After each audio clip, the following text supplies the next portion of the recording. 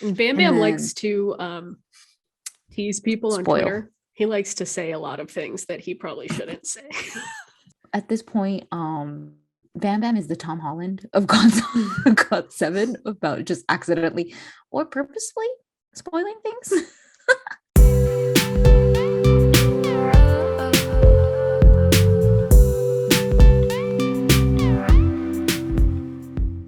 Hello and welcome to the Krazecast podcast run by the fans for the fans that brings you close to the action. My name is Roxy and today I'm joined by my fellow host Jay.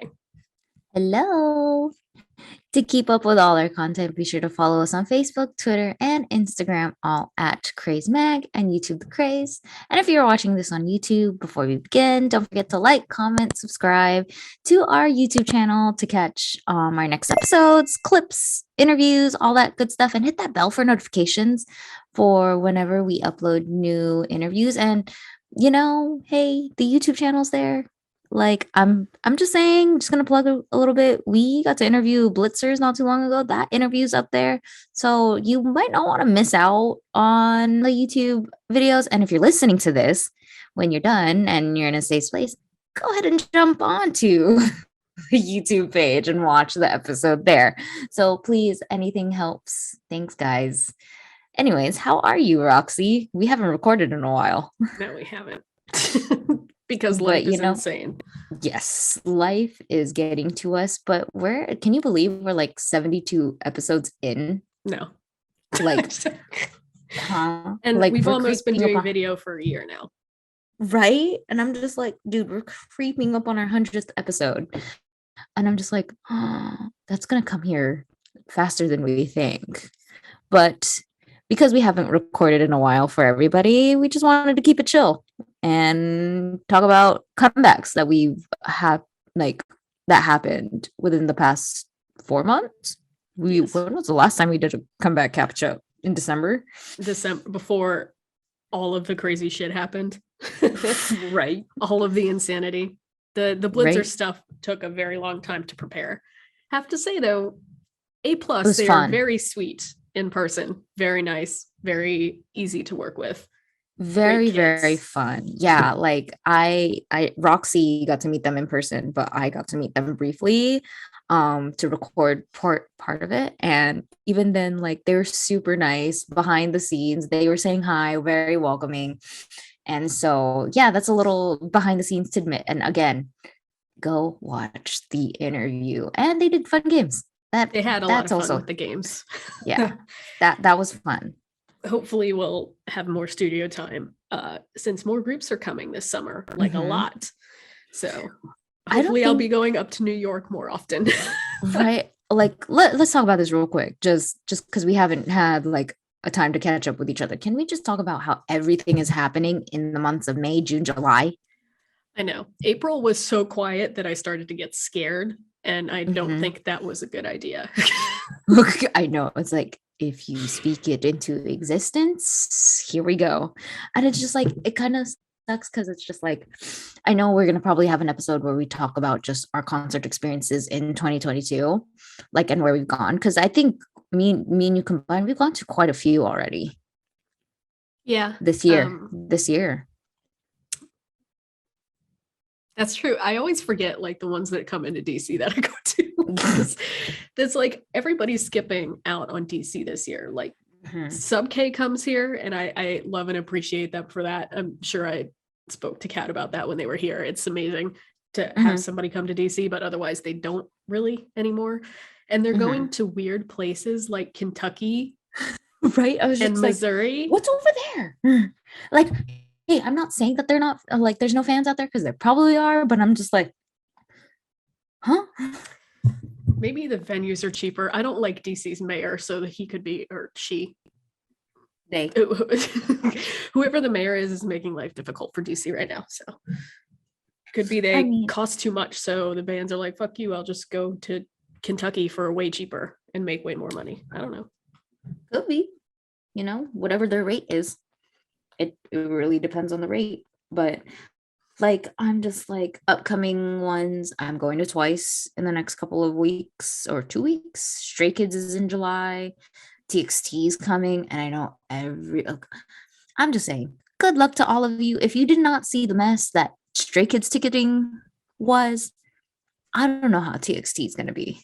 TBH, because that was bad. Look, that I was thought really bad. I needed God on my side for BTS tickets in 2019, and I don't think anything has like prepared anyone for how terrible it's going to be. The demand is too high, and that's why these scalpers that get in first charge such high prices. Do not buy from them. I don't care how bad you want to go. No. Do not buy at those prices because they will keep going up. Just wait till the time gets closer. You will get tickets. Do not buy tickets for $2,000 a piece. Just don't. Especially if they're in the nosebleeds. No. Like certain ones, are they a little bit more justifiable? Well, for 2,000, no. No. Well, BTS maybe, but for 2,000, no. VIP? No. Really? Maybe 1,000, not 2,000. Maybe. It depends. It really depends on the situation. But no, don't do it. Like, editor, whoever it is, can you please pop that? Like, I'll send that screenshot. Can you pop that screenshot of just the resale tickets from Stray Kids in one of the cities? It is so bad. Yeah, but the prices are that way because people buy it. Yeah. And I'm just like, or like, what was it? I forgot who got off from Not Your Average Fangirls. Like, I think she quote retweeted something where said ticketing company, there was a person trying to resell their tickets because they had a surplus of tickets that they didn't want. And it happens like where some people, like, they buy way too many tickets than they anticipated, and they're trying to sell it for face value at what they're getting. And I think they're trying to sell it for $300, but they're only going to get $240 back. Well, that's the thing too with the resale tickets is, and I'm just like, the company, the said company, I don't want to say their name, takes a cut from the resale. Mm-hmm. So I did that I had an extra AT's ticket, and I wanted to be as close to face value as possible, but the prices were also very high. And if I was at face value, I would not get my money back for that ticket. Right. So. Right. And it just sucks because it's just like, you're not exactly getting what you paid for back. Yeah. And it just sucks. And I'm just like, just wait for your concert tickets, or better yet, there might be some, also, if you're going to buy from somebody online who's not going through said ticketing app, do your research onto this person, because you never know. This person might be scamming you. They might be trying to get loads of money off of you. Just do your research, especially if you're doing it on Twitter, especially that. Look through this person's page. Are they a fan? Are they even engaging with it? I can't even imagine these days, because there were, like, for Wings, I would buy off people on Twitter, or I sold tickets on Twitter. But the K-pop fandom as it is now, I can't imagine how much scamming goes on. Right. And I mean, because don't get in your feels. Don't get in your feelings about this. Don't be so desperate for a ticket that you get bamboozled. Yeah. Like, honestly, like, really be mindful about like what you're looking into, because I mean, there are people who are genuine enough to sell it, but it's like, do your research into this person, like, look at it, and like, don't put your wallet in jeopardy for it. Also, it's because it's just like you're also sending, like, there are like security and safety things that are much more advanced compared to like years before, but still, like, your information is still going to somebody to an extent, and so just be careful when that happens, and be mindful about what you're gonna buy. And so, like, I really hope for those who are going to be experiencing ticketing in the next coming of weeks at this point, just be careful. Don't overspend. Like, honestly, like, my thing is, like, it depends on where the seat is, but if you're having to pay $500 for a ticket that costs $50 in the nosebleeds, no. And it's only one ticket. No, don't do it. not worth it. Just wait. Just wait. But yeah, that's our little spiel on concerts. You can make a little clip about that. True. True. You can make a little clip about that to put on YouTube.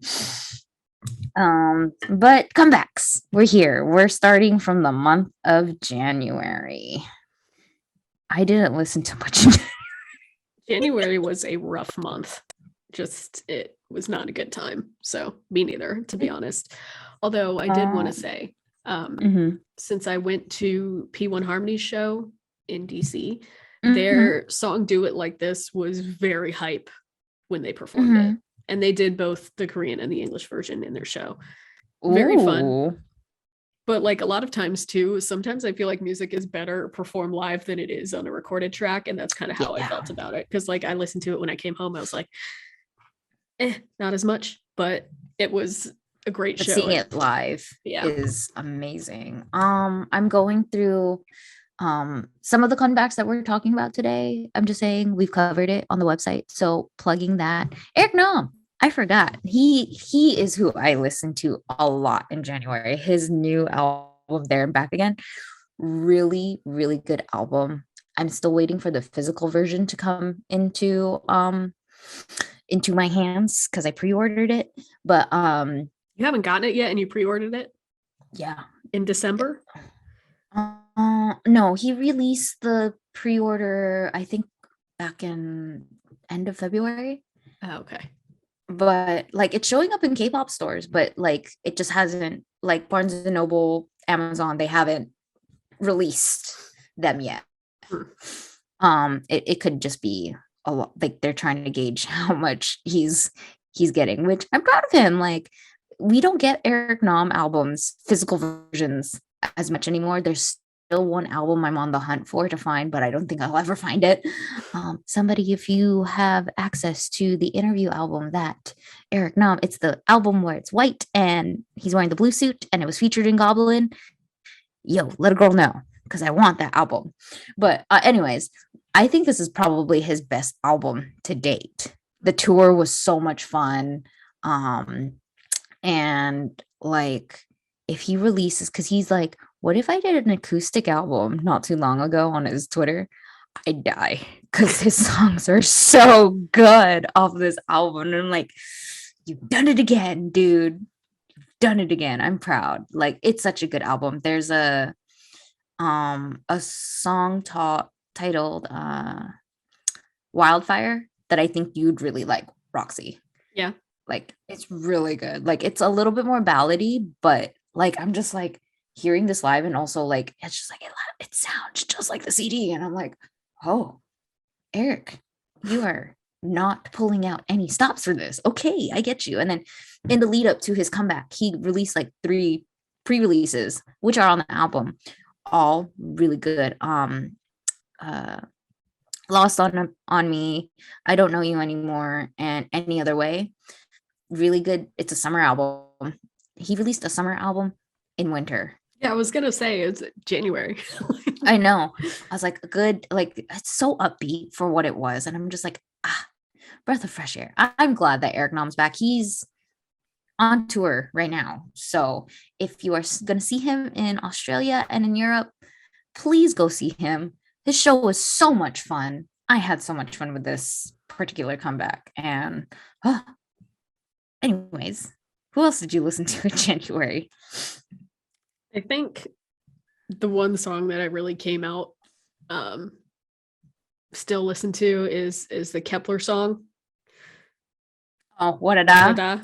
The first time I listened to it, I was like, what the hell is this? And then like the second time I was like, wait, this is actually kind of a banger. If you're not watching on YouTube, I was doing the little what a da dance. I like low-key when I walk around, I kind of want to do it because there was like it was really big on TikTok too. So it was just like everybody was doing the dance. Or like when like the first opening lines, like doing the little point thing that they do in the beginning. Oh yeah, that song. I'm just like, for a debut, and they are the girl group that came out of Girls Planet 999. I didn't get to watch the show, but like seeing these girls, it's so refreshing. And I'm just like, I really like them. And so I asked Sophia, like, teach me who they are. And they're currently on Queendom season 2. They are, which I was surprised about because they just debuted.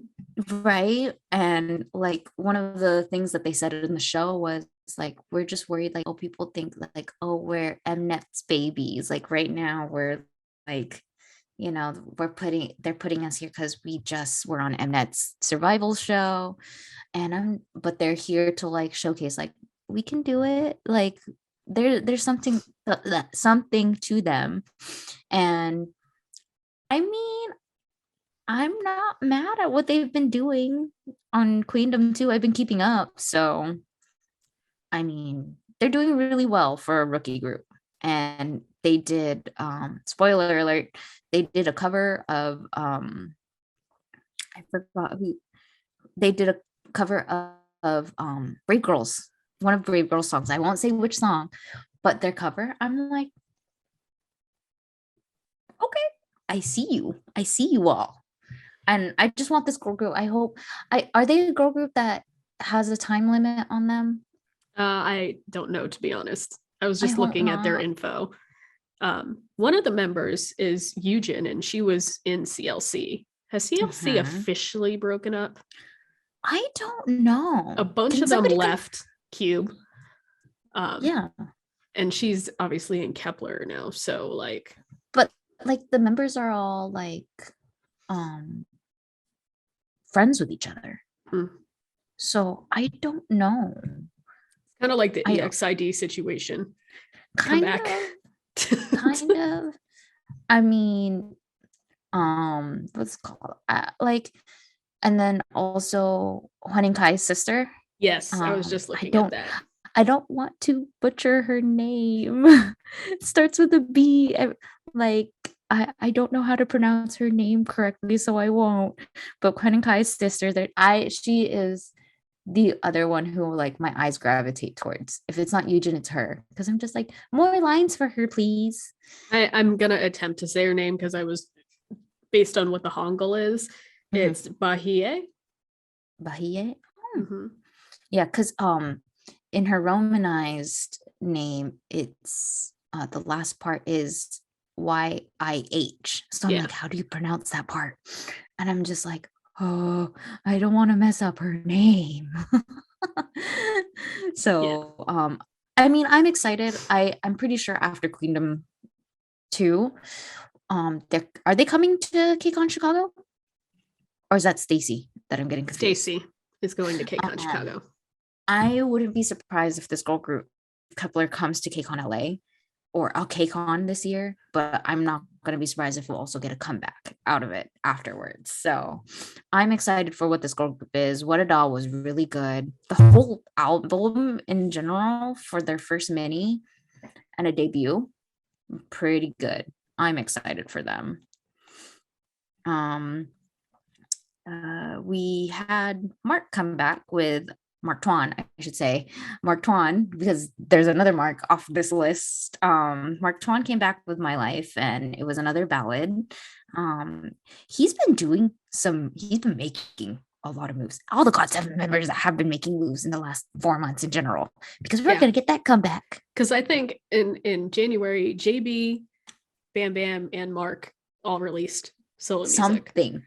Something. And Bam Bam likes to tease people on Twitter. He likes to say a lot of things that he probably shouldn't say. At this point, Bam Bam is the Tom Holland of GOT7 about just accidentally or purposely spoiling things. I am excited for that comeback. Every time I see about like what JB is doing, he's like fucking taking JYP to court to get their shit back. I am like, this man is amazing. He's my role model. Right. I wish that I had so much spite in me that I could learn law to get my shit back from a company I don't like. Right. And I'm just like, he's been making a lot of moves. They're all in Korea right now. They're all in Korea right now. All of them are together. We I just thought haven't. Jackson was going to be on Kelly Clarkson's show. Did they That's pre-record pre-recorded. that? Okay. Because after Coachella, oh, that's another thing we didn't even talk about. How, maybe we'll talk about it towards the end. After the Coachella set, like the day right after, he left for Korea. Okay. But like, I wouldn't be surprised like to see what this GOT7 comeback is. And my life, and going back to just covering Kate, like comebacks and everything, my life was really good. We don't really get to see Mark in a more like somber. A lot of his songs have been more sad. I'm just like, who hurt you, baby? Do Being a you need a trainee, hug? the answer I'm like, is do you need a hug? Because the fandom's here to give you a hug. But like his solo work, I'm thoroughly impressed with. And again, Bam Bam is also making moves. JB, I'm pretty sure we're gonna talk about them later on in this episode. So yeah, I didn't. Oh yeah, that's right. January also was Bam Bam's comeback with Colors with B. Yep. So he literally came back that same month. So I'm just like, yo, there's that. Hyorin's Laying Low. That's everywhere. That was everywhere on social media. And I'm just like, I mean, it's the follow-up to Dolly. So I mean, she looked great. And she honestly, she got JYJ's Jinsu because they collaborated on a show together. But when they released the little TikTok challenge, dance challenge, and they both did it together, I'm like, where has he been? He's been so like, he's been doing musicals. They did it. I'm like, oh my god. And then what we got out of that collab is Junsu posting again and him performing erotic. Listen, I'm in my feels about that. I know, I can tell. I'm just like, this is coming from a song where he left the group, and I'm just like, OT5. Miss old TVXQ DBSK. I was still there. I was there when they were still DBSK. And then the breakup happened. And then man, y'all just be careful, because some of these contracts out here have been doing these kids wrong lately, or not lately, back then. Well, we don't know about now, but probably still now. Anyways, February. Yeah, I didn't listen to a lot in January or February, I would say, but one that I really did like, Rolling Courts released a mini That's album. Your girl group. That's your girl group. They did a cover of Dreamcatcher's Good Night, which was chef's kiss. It was beautiful. I love the lead singer's voice. She has a very like deep, almost gravelly kind of voice, but it is like, it is so good.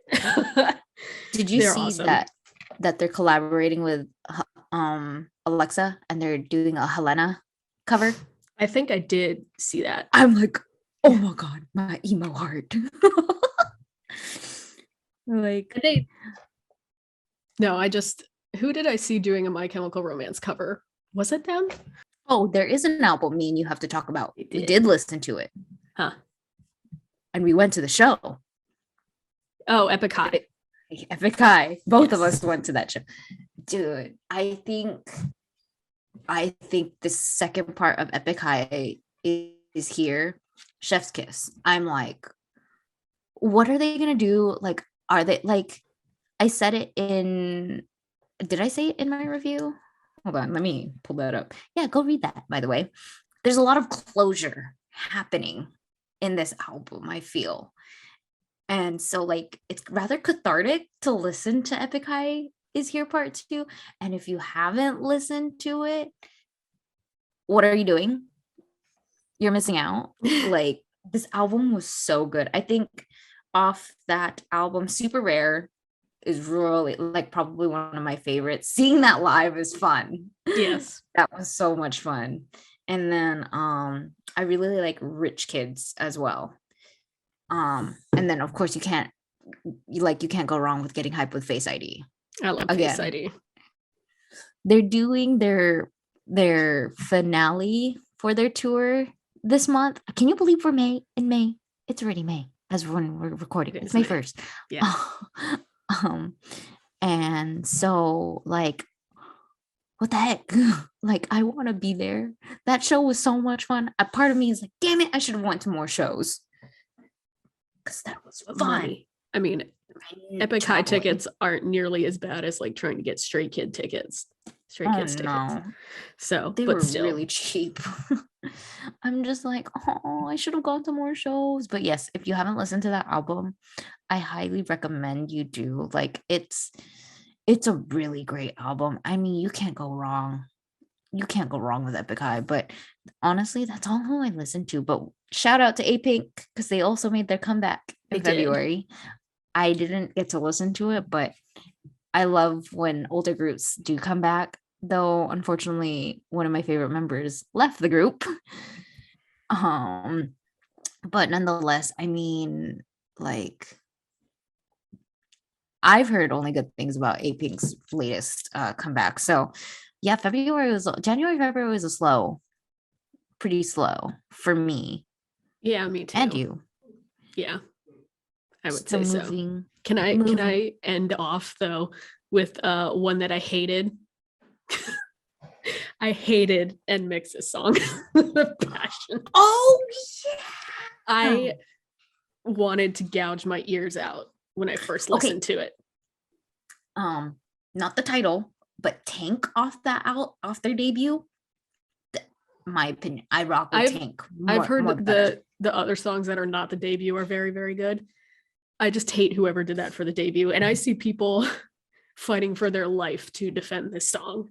I was just talking to it with my best friend. It came up like as we were driving, and it's just like, that was just like, I said it. It's like, this song is like a seizure in the song, you know, because it goes everywhere. But like, it's also like, she brought up, but aespa does the same thing. I was like, true, but it's do.